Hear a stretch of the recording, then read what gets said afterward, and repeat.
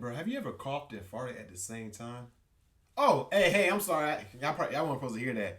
Yeah, we about to react to Lil Uzi Vert, The Dark Side of Fame. Say, a lot of y'all niggas be thinking that being famous is amazing, but I guess I'm kind of famous and stuff like that. Maybe not on YouTube, but on TikTok I'm famous, and there's a dark side to everything. Now, I'm not as nearly as famous as Lil Uzi right here, but we about to get into this joint and see what the heck they talking about. What the heck they talking about? What the heck they talking about? I'm glad I'm a good guy, because if I was under investigation for something, I'd be scared right now. We all know about the hold on, look, don't it look like he got that? Guy. Y'all know that Uzi got a diamond right here in his head right now, right? Don't it look like he already had something? This was posted in December 2nd. It looked like he actually has a diamond in his head. It looked like he had a piercing right there, don't it? I know I ain't tripping, all right. Because if I was under investigation, just make sure, remember that though. This was in December. That's a whole month ago before he got this. He just last week. That's right. It's now February. Just last week, he put a diamond in his head. Or a couple days ago. It's December. That's like 2 months prior. This stuff is weird, bro. for something, I'd be scared right now. We all know about the bright side of fame. After all you gotta do is look up any celebrity's Instagram account and see the side they want you to see. There are the other stories that have fallen through the cracks because they cast the industry in a less than favorable light. Now these are the stories with the dark side of fame, and that's exactly what this series is all about. Now for today's episode, we're focusing on the story of one of the most critically and commercially acclaimed rappers of recent years. Yeah. Of course I'm talking about Lil Uzi Vert. If they do look like me in Philly right now, it's because of me. Honestly, like, anybody that look like this is because of me off top. Nah. Oh, he said in Philly. Okay, he said in Philly because Lil Wayne started that look. You know what I'm saying? I should pull up a Lil Wayne interview when he said, Lil Wayne, where my basketball at, bro? Lil Wayne started that look! Talking about, I cannot believe he was arrogant enough to say that. But yeah, he probably said, if from Philly, yeah, because he from Philly. He know what Philly's like, yeah.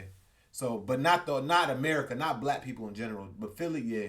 But you copying people from Atlanta and people from like Lil Wayne. On the bright side of fame, Lil Uzi Vert, he became one of the most in-demand rappers in the last decade after releasing a series of mixtapes and EPs, including one in collaboration with Gucci Mane and securing a top 10 single with EXO Tour Life, which would then go on to win the MTV Music Award for Song of the Summer. After dropping his debut studio album, Love Is Rage 2, it premiered at #1 on the Billboard 200, and it That's was actually when I started liking his second studio album, Eternal Atake, was one of the most anticipated albums in hip-hop history. That's only his second and after album? a lengthy waiting out process, when Lil Uzi Vert finally dropped that bad boy, well, it didn't disappoint. But on the dark side of fame, well, it's a different story altogether.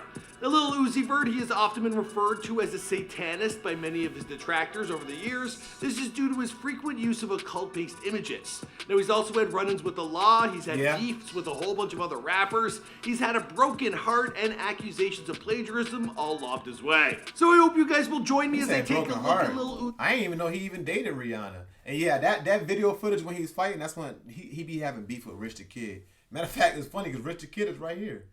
They actually put Rich the Kid's picture there. What the heck they got this devil right there for? Anyway.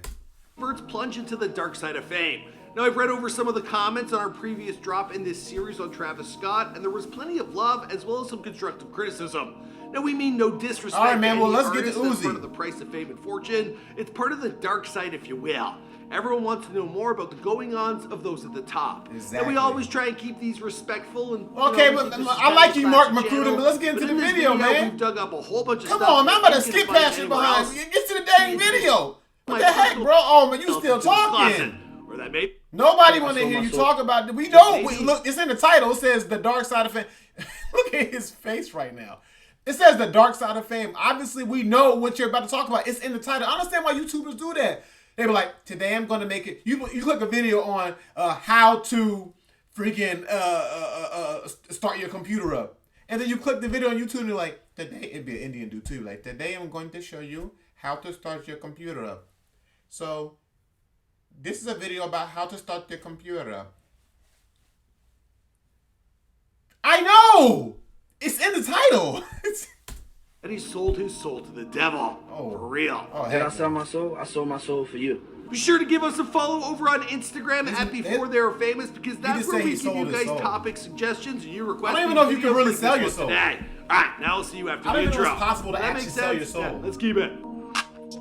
We can can get into another bit, but selling your soul basically means that it's a Bible scripture that said, what profits a man to gain the whole world and lose his soul? That means neglecting God so that you can go ahead and get these riches over here while not focusing on God at all. You're just focusing on these riches. So when somebody says they sold their soul, I don't know how you can sell your soul. The only way you can sell your soul is by not praying to God, not focusing on God, not sacrificing any of your time for God, any of your money or resources for God. That's how you sell your soul. You sell your soul by ignoring God. That's my opinion. Look at Charlie D'Amelio.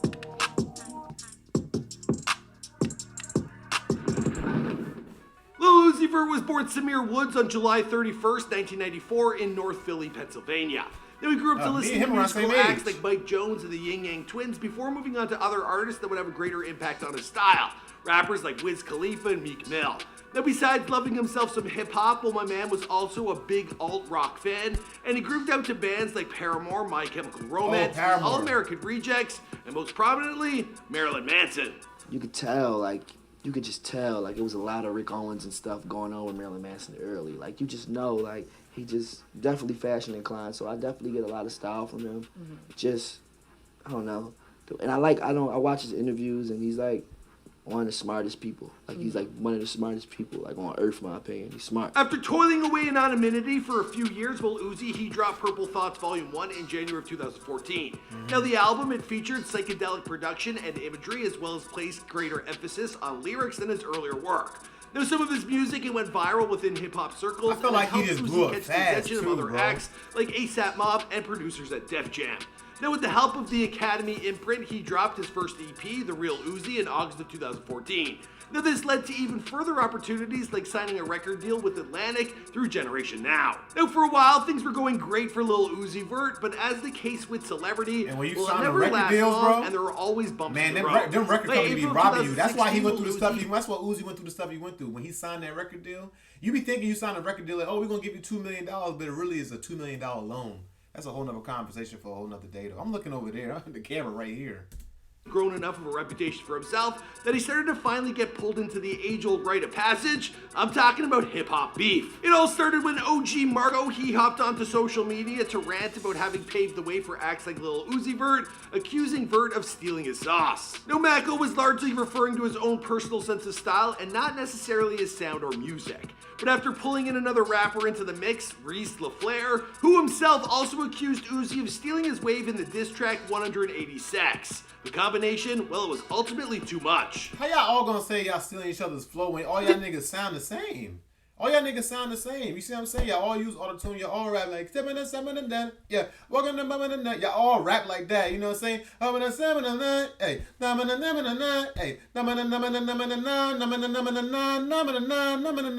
all y'all rap like that. So what you mean somebody stealing your sauce? Y'all rap the same. Confusing. In August of 2016, while at Day and Night Fest, Uzi, he spotted LaFleur past security barrier and he snapped. Hey, trying to assault Uzi really from the hood though, bro. Uzi ain't the tallest of dudes, Uzi's really from so he the must have hood. been really upset. Then he was held back, and thankfully, well, the matter, it didn't escalate from there. By the next month, while Uzi and Mako, they were reportedly cool again, but the same cannot be said for LaFleur. Now, a few years later, Uzi, he would brag about popping Reese in the face on social media in just about the most passive-aggressive way possible. He called for peace and love to start off the new year, but he also had to bring it up. Now, 2016 wasn't the easiest period in Uzi's life. He was also arrested that year after he and a friend were out driving a dirt bike. That's one thing I like about Uzi. I feel like Uzi. Oh, dang, why did I mute that joint? Dang it. What the heck? Dang, I muted it. Uh-oh. Oh, that's what I did. I'm trying to figure out what happened. Okay. What I like about Uzi is Uzi actually seems like, did y'all see that video? Anyway, I'm not going to get into it, but I like Uzi because he actually seemed like he's trying to be a better person and he tries to make peace. Like he says that, you know, when somebody asked him about beef before, he said, I hope that their family's blessed. And, you know what I'm saying? He be wanting to squash beef. Like, oh gosh, I still didn't turn it up. Sorry, guys. Now you're trying to watch it together. Okay.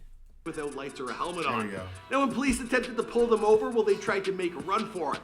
Now, while being chased, Lil Uzi, he fell off his bike, and then he attempted to continue to run away on foot. Now, he was caught and held on $6,500 bond, and it would take over a year for this admittedly ridiculous arrest to work itself out in the court system, and Uzi, he ultimately received a sentence of community service.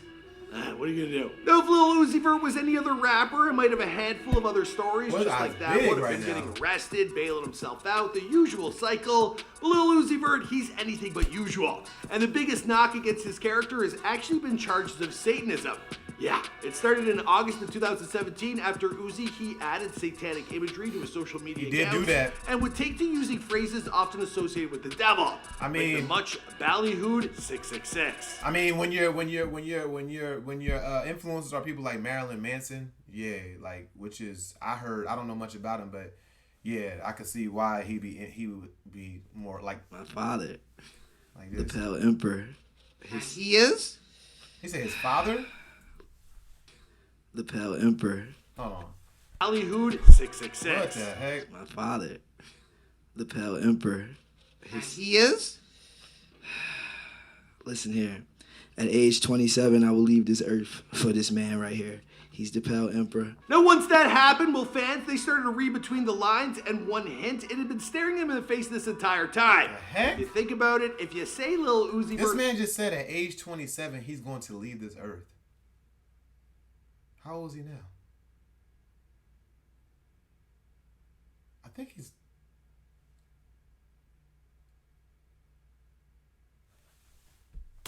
handful of times super fast.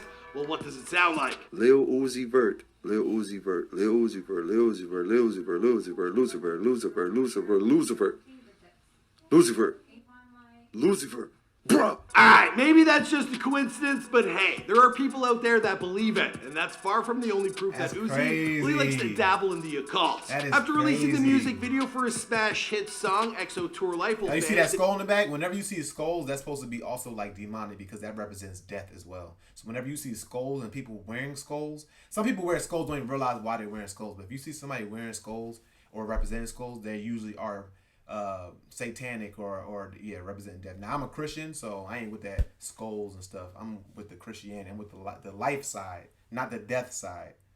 And it theorized online that the Arabic subtitles that populate the lower portion of the video, they have been purposely twisted around backwards to allude to the possibility of black magic.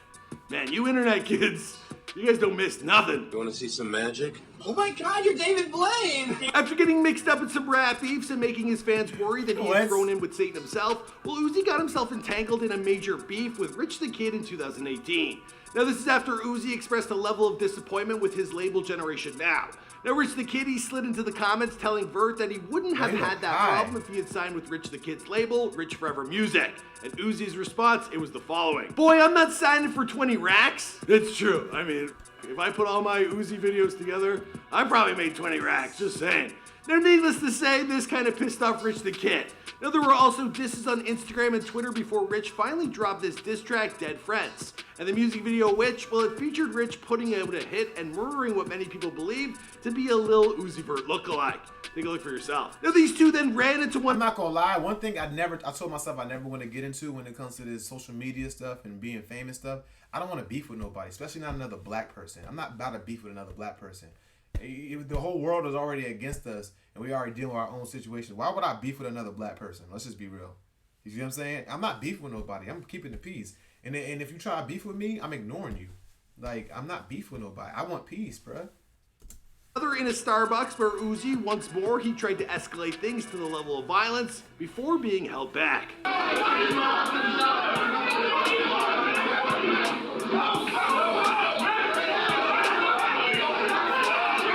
In between all these beefs and accusations of Satanism, Lil Uzi, he had been dutifully working away on his album, Eternal Atake. When he finally got around to dropping a new single, a track titled New Patek, it kicked off a whole firestorm of controversy when it was discovered that the artwork for the single, it featured Lil Uzi Vert riffing off the logo of Heaven's Gate. Now, if you don't remember who they are, Heaven's Gate is a notorious cult most well known for the mass suicide they carried out in 1997, all in an effort to reach the Hale-Bopp comet, which they believe to be like a spacecraft or aliens. I was around for this. It was crazy. The emergence of these UFO-obsessed groups became news around the world when 39 members of the Heaven's Gate cult committed suicide in Rancho Santa Fe, California in 1997. Quite in-depth story. Not long after dropping the artwork, Crazy. Lil Uzi, he changed his Instagram profile to That's a pic of an crazy. animated image of him wearing a sweater with the same Heaven's Gate imagery on it. Now around this time, Lil Uzi, he had also shared an image of the cult's leader, Marshall Applewhite, as well. Yo, this guy is tripping, bro. He got a picture of this. So he was doing some before they were famous research on these guys for sure. Now in a somewhat surprising move, will the I survivor just feel like Lil Uzi is just like, I mean, I feel like most of us are too. Like, we're on this spiritual journey. Like, even a lot of us Christians, we don't know. Like, a lot of Christians just going through the flow. Like, there's a lot of Christians who really don't, I feel like don't really, like, if y'all faith was tested, would y'all really believe in Jesus? You see what I'm saying? But we're all on this spiritual journey trying to get answers, trying to figure out stuff. And I just feel like Lil Uzi is just so, like, he's so confused. Like, he go from, I mean, he's from the hood. He's from Philly in the hood. Like, no one in the hood acts like him. Now, he's different. Me, too. I'm different, too. I'm nowhere like where my environment is. But what I'm saying is, he got the rock star. I went through the rock star phase, too. I actually used to be, like, you know, hang with white people and be with the rock star fashion and stuff. Because rock stars, like, they're rebellious. But I just feel like I've been through different phases in my life, so I feel like I understand where Uzi's coming from, but that whole satanic stuff is, I like to be on the side with God. I've always been a Christian. I've been a little rebellious and, you know, wanted to be, you know, on some you know, rock and roll type stuff. And, you know, I had a lip piercing before, tatted, you know, got blonde in my hair. I had different colors in my hair. But one thing I never wanted to do is, I never wanted to disrespect God. You know what I'm saying? Satan, I don't want to associate with Satan. Satan is associated with all the things like disease, death, everything you can name that's just negative is associated with Satan. Why would I want to be with Satan? No, I'm with God. I'm with Jesus. Anyway, let's go. members of Heaven's Gate, they took to suing Lil Uzi Vert for copyright infringement. In fact, they told Page 6, Lil Uzi Vert has to abide by common trademark and copyright laws, especially in a matter as sensitive as this. You can rage against social inequalities, but be cognizant of someone else's intellectual property. How would he feel if his songs were altered a bit by someone else and they made money off of it? Not cool. That's a now, good personally, point, I think it's kind of uncool to give a damn about the monetary ramifications of an image that's probably hurt a whole ton more people than it's ever helped. Hey, but hey, you got a point. A former member of Heaven's Gate. Hey, Mark McCrudden. Hey, you got a point right there, Slim. You really got a point. Like, yeah. Something worth living for. Let's move on. Come on, man. This is special. When you get sued by a death cult, well, it turns out that gets a whole lot of eyes on you. So using that image probably accomplished exactly what Lil Uzi Vert set out to do. It hyped up his forthcoming album, and only we'd have to wait a little bit longer for that album to finally come out, because there was a whole lot of drama surrounding that. About 2 years later, well, that's when Lil Uzi Vert, he would announce his retirement from making music. Yeah, similar to one of the biggest influences, Wait, what? Announce his retirement from making Wait. that. About 2 years later, well, that's when Lil Uzi Vert, he would announce his retirement from making music. I want to take the time out to say that I thank each and every one of my supporters, but I'm done with music. I deleted everything. I want to be normal. I want to wake up in 2013. What? Oh, 2013 when he first started this stuff. You are free. Hey, yeah. So see, look, this is a part of fame that you guys don't know about. Like, y'all think y'all want to be famous, but it's not really fun being famous. You see what I'm saying? Like, what you really want is the money, and what you really want is for people to respect you. But fame is not, for me. I'm not that famous. Like, I get millions of views and things like that on TikTok, but I can still go to the store and I have my privacy. See, fame takes a privacy away from you. You see what I'm saying? So it's like, I love the fact that I have privacy. You dig what I'm saying? But yeah, man, like, don't try to be famous. Just try to get rich. You dig what I'm saying? Get rich the right way, not the, yeah. Yeah, similar to one of the biggest influences, the devil. Well, just like that, Lil Uzi Vert was gone. Now, his fans had a collective meltdown. After all, Eternal Atake, it had not yet been released, and there were rumors that Uzi, well, he had deleted absolutely everything. In reality, Uzi was having some strife with his record label, Generation Now. Now, he refused to release his album, and he kicked off a Free Uzi campaign. Uzi, he then signed up to new management to represent him, Rock Nation, who proceeded to iron out his relationship and contractual status with Generation Now. Finally, Eternal Atake, it dropped in the beginning stages of 2020, and despite all the hype, I'm not gonna lie, I feel like in this video you're really just talking about Lil Uzi's life, which is cool, but I'm trying to see the dark side of fame.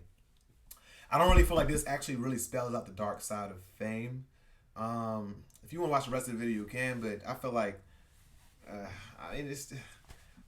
it didn't really give a clear understanding or clear depiction of how bad fame is. He just talked about different situations he's been in, like his belief systems and the different situations he's been involved with and how he got sued. You're not talking about the dark side of fame, like how emotionally and how people are suicidal and how it's depressing and how people feel lonely even when they feel like the whole world likes them. You still feel lonely. He didn't touch on none of that stuff. You see what I'm saying?